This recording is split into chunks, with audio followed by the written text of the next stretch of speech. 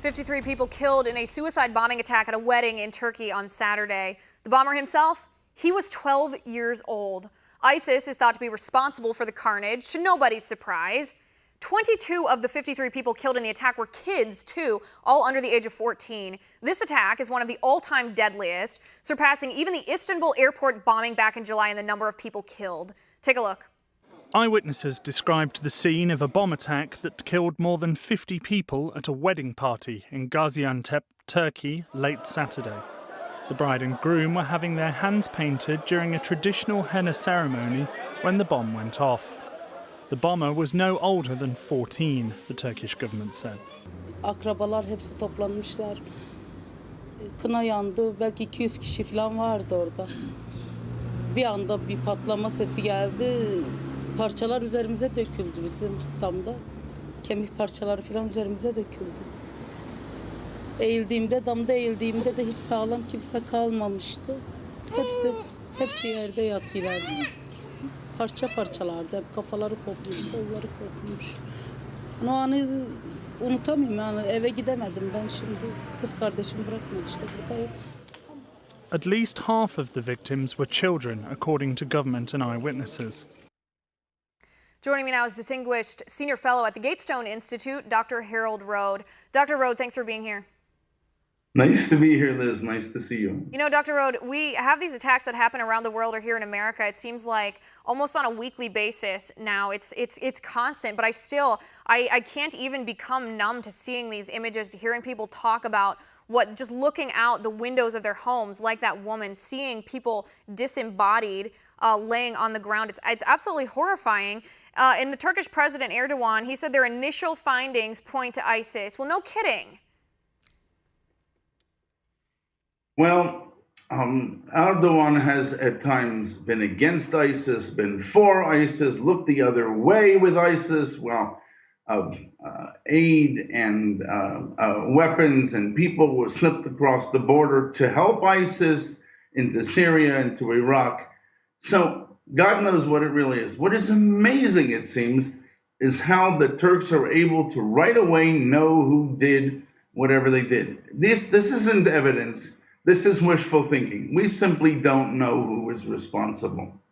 Well, even so, it comes as no surprise to me. I mean, we've let ISIS, and we, meaning collectively, the United States and the Western world, has allowed ISIS to fester all over the Middle East, in Europe, here in the United States. Of course, when there's an attack of this nature that has all of the elements of ISIS attacks, it's just not surprising to me. But something else that I think compounds the horror of this story, Dr. Rhode, is the fact that the bomber, the suicide bomber, they say he was 12 years old, 13, 14. He was under 14. He was a young boy. Is this a new tactic ISIS is using, children soldiers, children suicide bombers? No, it's not a new tactic. They've been doing this in other places before. Anything from an ISIS point of view, and frankly from a classical Muslim point of view, anything that advances Islam is acceptable. So what ISIS is doing from that point of view is fine. There are many Muslims who absolutely disagree with ISIS and what it's doing. But the fact is that its views come from classical Islam. Right, and in 2015, I think it's worth noting, there were 80 instances where ISIS used child suicide bombers as attackers. And I guess from a perspective of strategically, why are they using children? Is it the psychological aspect that children are more susceptible to propaganda, that they're perhaps less afraid of death? Or is this strategic in the sense that no one looks at a child when he walks into a wedding? No one looks at a child when he walks through airport security, and thus they're able to slip their attackers in a place an adult male might not be able to get to? Well, Liz, I think what you said is correct.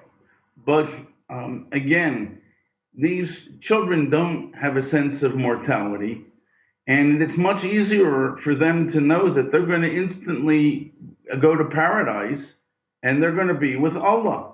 And that's a wonderful thing for a young person who has no experience and simply doesn't understand what the world is about.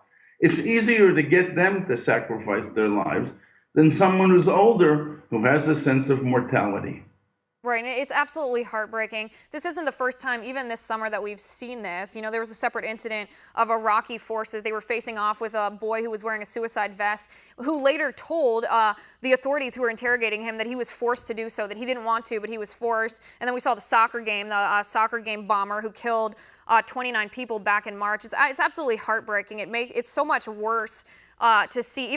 It's just so much worse to see them exploiting children in this way, even if they're also killing children. Dr. Rhode, thank you so much for your insight on this topic. It was great to talk to you.